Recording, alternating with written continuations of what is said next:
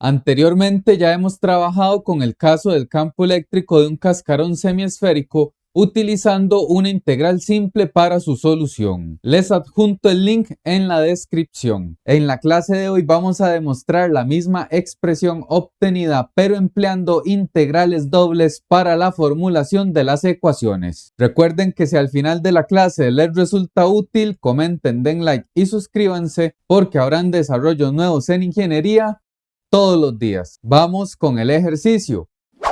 El enunciado del problema nos dice que un recipiente hemisférico no conductor de radio R tiene una carga total Q distribuida uniformemente en su superficie. Determine la intensidad del campo eléctrico en el centro de curvatura, es decir, en el punto P.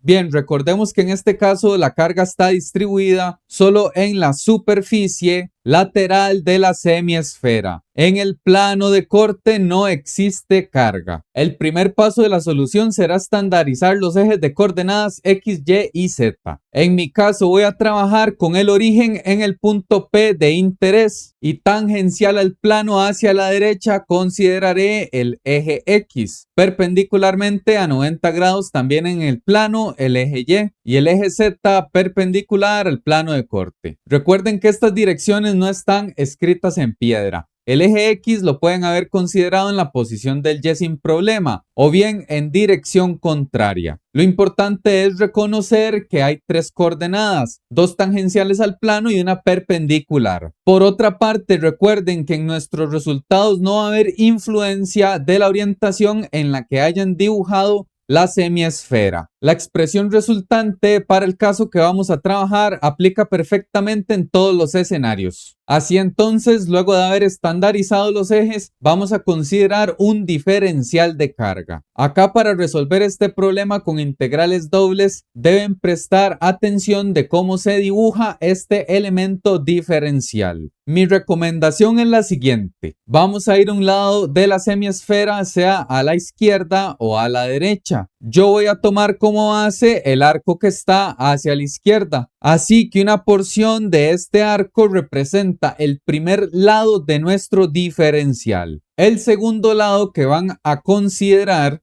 va a ser un arco que representa una porción con relación al plano de corte. Así que al igual que este arco que está formado en el plano XY, este otro lado del elemento diferencial también está en un plano horizontal y es curvo. Ahora bien, para el tercer lado del diferencial van a copiar el primer arco y lo van a dibujar exactamente igual donde termina el segundo arco. Ahora hacemos lo mismo con la otra posición. Vamos a copiarlo y lo pegamos exactamente donde termina el primer arco. De esta manera se ha creado una superficie cerrada diferencial, la cual va a estar conformada entonces por dos arcos. El siguiente paso es analizar el campo eléctrico de este diferencial en la posición de interés. Para ello vamos a dibujar líneas de campo que van desde el centro del diferencial hasta el punto P. Recordemos que como la carga de la semiesfera es positiva, en cualquier punto de la distribución, los vectores de campo eléctrico serán salientes. Eso implica que el campo eléctrico de este diferencial sobre el origen va a ser un vector que sale desde el diferencial hasta el punto de interés. Así que si esta es una carga diferencial 1, va a producir un campo eléctrico también diferencial 1. Y veamos que como este vector de campo eléctrico es una cantidad tridimensional, se puede redescribir en términos de sus tres componentes rectangulares. Así que es necesario considerar las tres direcciones del vector. Sería positiva en X, positiva en Z y negativa en Y. Así que podemos suprimir este vector y considerar las tres componentes. De modo que tendríamos la componente 1 en X, la componente 1 en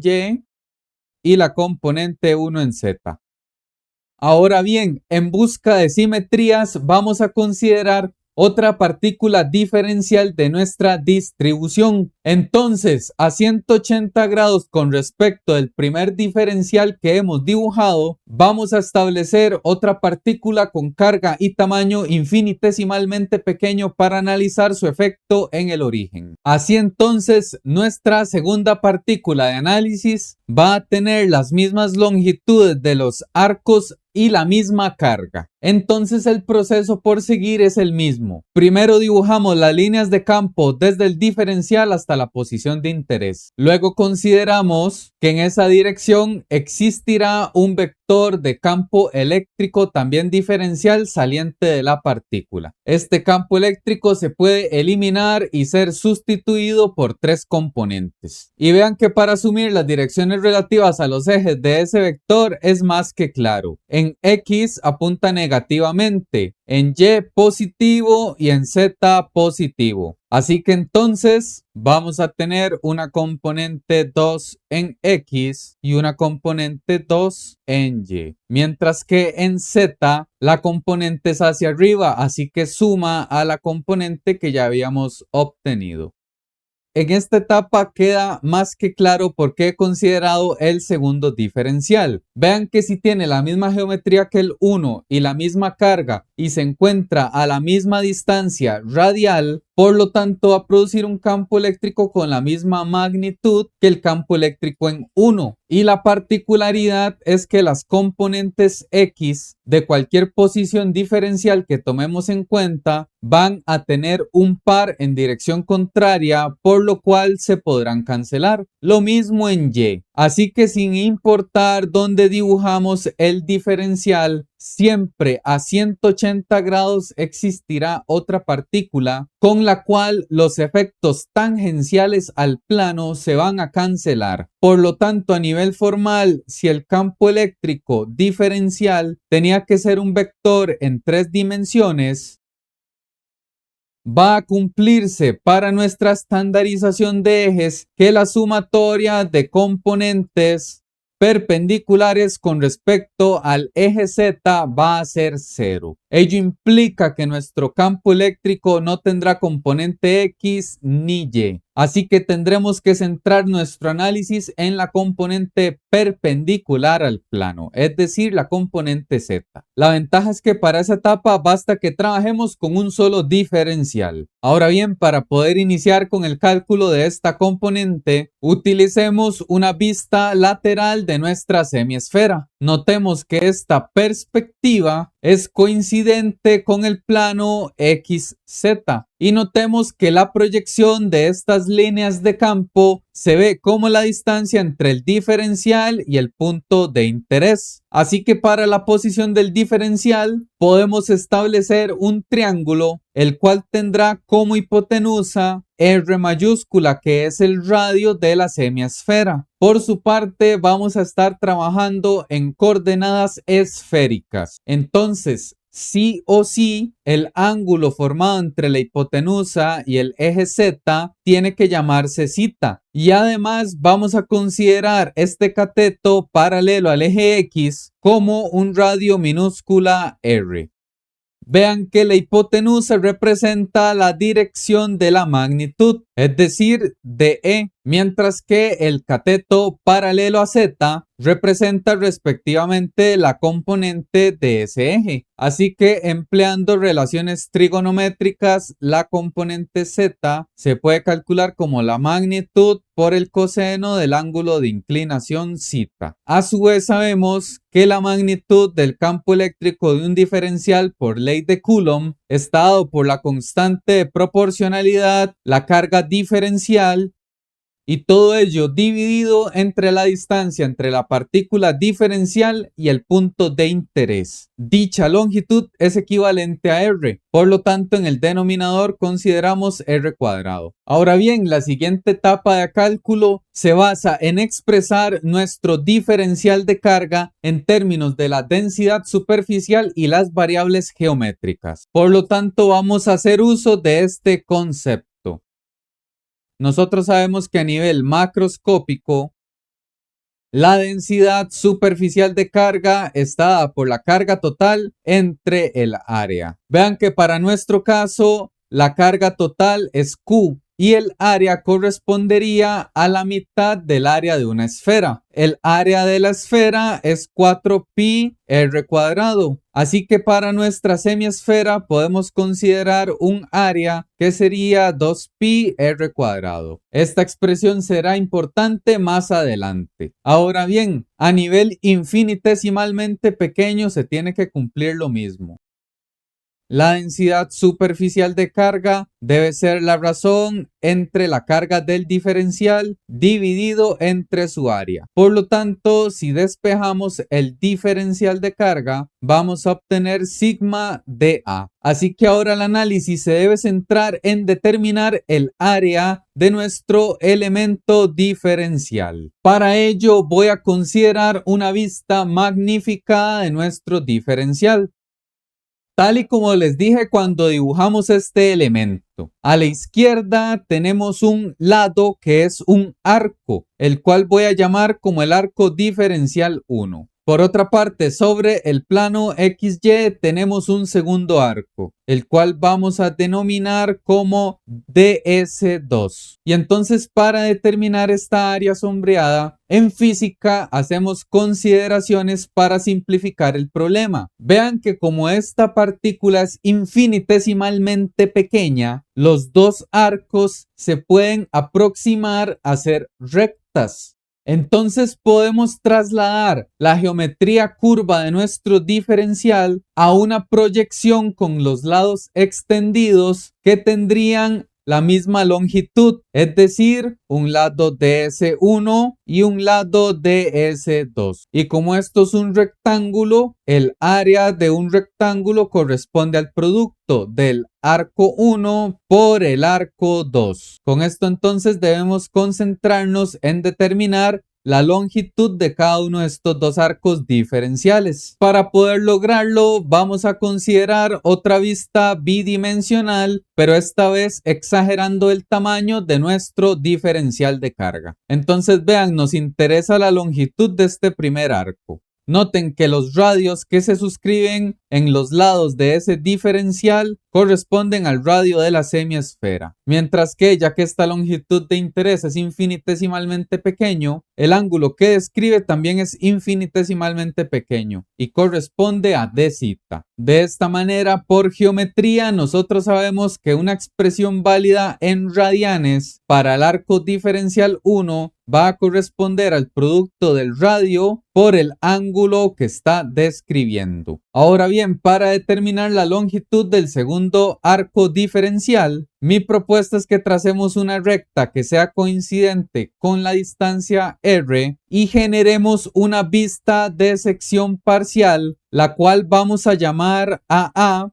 donde estaremos generando la proyección para un observador que estará viendo desde arriba. Es decir, vamos a hacer un corte a lo largo de esa superficie y proyectar la circunferencia resultante. Entonces, al generar el corte de esa sección AA, vamos a tener un plano el cual está orientado con respecto al eje Y y al eje X. Noten que como estamos viendo esto desde arriba, para nuestro elemento diferencial solo vemos la longitud de arco que nos interesa. Tridimensionalmente corresponde a esta longitud que es el arco diferencial 2. Con ello, si esta es la longitud que nos interesa, veamos que los radios que se describen son coincidentes con la longitud r minúscula. Y ya que estamos trabajando con coordenadas esféricas, vamos a considerar que para este plano XY se va a describir un ángulo que tenemos que denominar phi. De este modo, el ángulo que describe nuestro diferencial sería un ángulo también diferencial de phi. Y por geometría se va a cumplir exactamente lo mismo. El arco diferencial de S2 es equivalente a R minúscula por d phi. Y este radio en minúscula lo podemos redescribir en términos del radio de la semiesfera. Noten que ya habíamos extraído el triángulo que tenía asita, R mayúscula y R minúscula.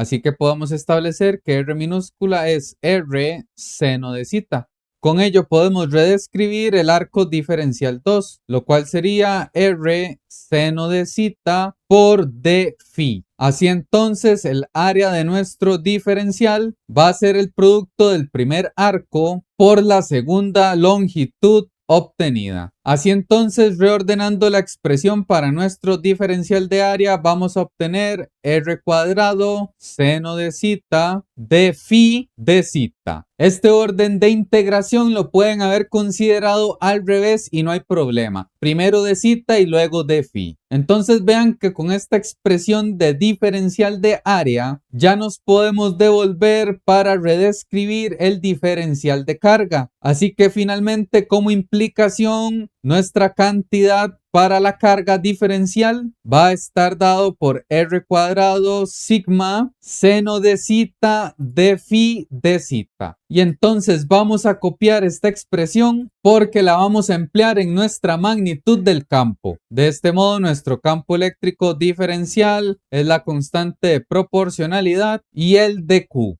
Todo ello dividido entre r cuadrado. Así que vean que esas cantidades se cancelan. Y entonces la magnitud del campo eléctrico diferencial sería K sigma seno de zeta de phi de zeta. Y por lo tanto ya podemos redescribir la componente z del campo.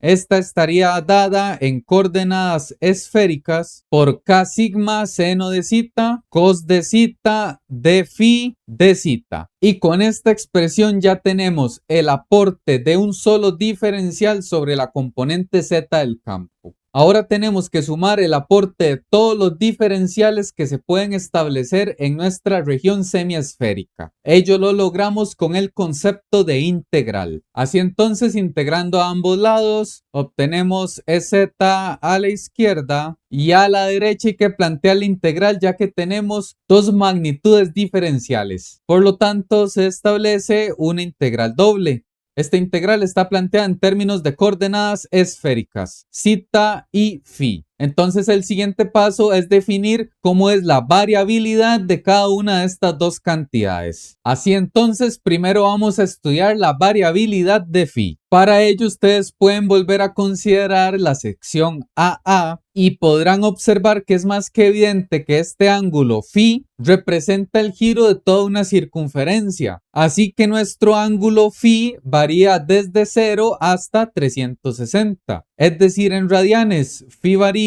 desde 0 hasta 2pi. Entonces lo completamos para la primera integral. 0 a 2pi. Ahora bien, para la variabilidad de zeta es donde más errores se suelen cometer. Vamos a volver a considerar la vista lateral donde teníamos representado al ángulo zeta. Si utilizáramos la misma lógica que el ángulo phi, ustedes me podrían decir que zeta variaría desde el 0 hasta 180 grados. Pero esto sería un error. Dicha equivocación surge porque normalmente cuando están llevando el curso de física o electromagnetismo, generalmente no han visto en cálculo superior las coordenadas esféricas. Entonces, en esta etapa del problema, si no tienen conocimientos en coordenadas esféricas, es recomendable buscar en un libro de cálculo acerca de este tema. Sin embargo, a grosso modo, consideremos lo siguiente de coordenadas esféricas. Cualquier punto en el espacio se puede definir su posición en un sistema cartesiano X, Y o Z. Sin embargo, a la hora de integrar para estos ejes, obtendríamos funciones de curvaturas en las cuales los criterios son más complejos. Por lo tanto, nosotros utilizamos coordenadas esféricas para redescribir cualquier punto P en términos de una distancia radial, un ángulo zeta y un ángulo phi. Y entonces la convención nos dice que R siempre es una cantidad positiva y va definida desde el origen. Para zeta se le llama normalmente la colatitud y tiene una variabilidad desde 0 hasta pi, es decir, desde 0 hasta 180 grados. Por lo tanto, zeta, que es un ángulo con respecto al eje z, va a variar en torno solo a esa cantidad. Y finalmente, phi va a ser una cantidad angular que sí representa el giro total, es decir, varía desde 0 hasta 2pi, tal y como hemos establecido. Entonces vean qué sencillo, si estamos con una integral en términos de coordenadas esféricas, nuestros límites se van a definir de la siguiente manera. Vamos a considerar un giro de zeta en 90 grados revolucionado la dirección phi, que son 360 grados. Por lo tanto, vean acá en la vista lateral, zeta va a variar desde una posición inicial 0 hasta una posición final de 90 grados, es decir, hasta pi medios. Entonces vamos a estar integrando en esa región, desde 0 hasta pi medios. Si ustedes hubieran tomado zeta desde 0 a pi, eso correspondería para la esfera total. Entonces ustedes de hecho lo podrían evaluar en esta integral. Si consideran el límite para zeta desde 0 hasta pi, la integral resultante va a dar 0, porque estarían calculando el campo eléctrico en el centro de toda la semiesfera. Pero al considerar pi medios como límite superior, estamos hablando de la mitad del cascarón. Así entonces ya podemos trabajar en la solución de la integral. Primero voy a extraer las constantes, las cuales serían k y sigma. Dejamos la doble integral y el producto del seno coseno de phi de zeta. Ya aquí podemos ejecutar el cálculo de la integral. Primero se opera en términos del primer diferencial, es decir, en términos de phi. Vean que la función del integrando no posee phi, así que todo esto es constante. Por lo tanto, vamos a obtener k sigma, nos queda la integral de 0 a pi medios y el seno y coseno se comportan como constantes. Y la integral de d phi es simplemente phi evaluado desde 0 hasta 2pi de zeta. Sustituimos en los límites de integración. Para ello dejamos toda la expresión que teníamos y sustituimos a phi como 2pi menos 0. Noten que solo es necesario evaluar el límite superior, porque al evaluar el 0 se cancela en la expresión, así que no es necesario tomarlo en cuenta. Pero seguimos arrastrando el de zeta. De esta manera podemos extraer esa cantidad constante y reescribir 2pi k sigma por la integral de seno por coseno de zeta. Y si ustedes verifican en el video del ejemplo 10 donde lo hice con integral simple este ejercicio, yo llegué hasta esta misma integral. Así que desde acá yo ya sé que estamos en lo correcto. Y para resolver esta integral es muy sencillo. Vamos a considerar una sustitución simple, donde u sea el seno de zeta. De modo que derivando ambos lados obtenemos du igualado al coseno de zeta de zeta. Así que seguimos bajando las constantes y establecemos la sustitución. El seno se convierte en u y el cos de zeta se convierte en du. Por lo tanto, tendríamos simplemente la potencia de u a la 1,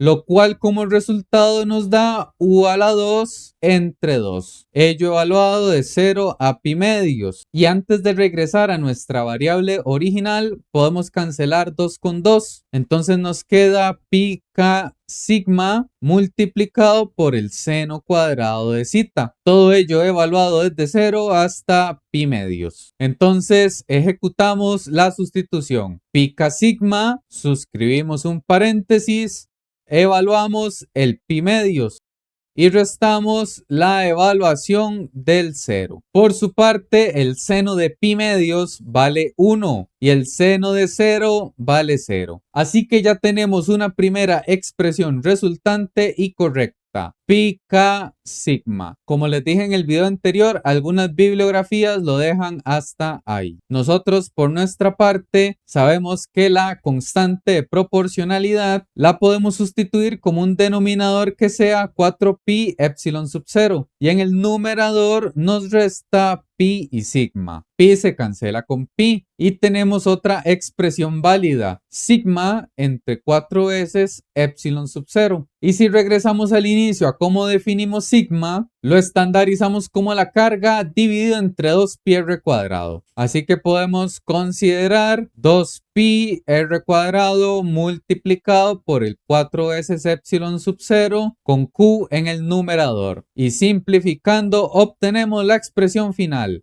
8pi epsilon sub 0 r cuadrado y q. Así entonces, para un cascarón semiesférico con carga positiva, el campo eléctrico sobre el centro de curvatura va a ser un vector con esta magnitud y en dirección saliente, para nuestro caso en K. Si la carga fuera negativa, este vector iría entrante hacia el plano. Entonces, como una de las conclusiones más importantes para este ejercicio, recuerden, para las coordenadas esféricas, el ángulo que está dado en torno con la vertical tiene variabilidad desde 0 hasta 180. Por lo tanto, para la mitad de la esfera, θ tiene variabilidad desde 0 hasta 90 grados. Mientras que en el plano de corte, el ángulo φ sí varía desde 0 hasta 2pi. Y con este análisis y desarrollo, el ejercicio está finalizado. Comenten, den like y suscríbanse y nos vemos en la siguiente clase de distribuciones continuas de carga. Gracias por su atención.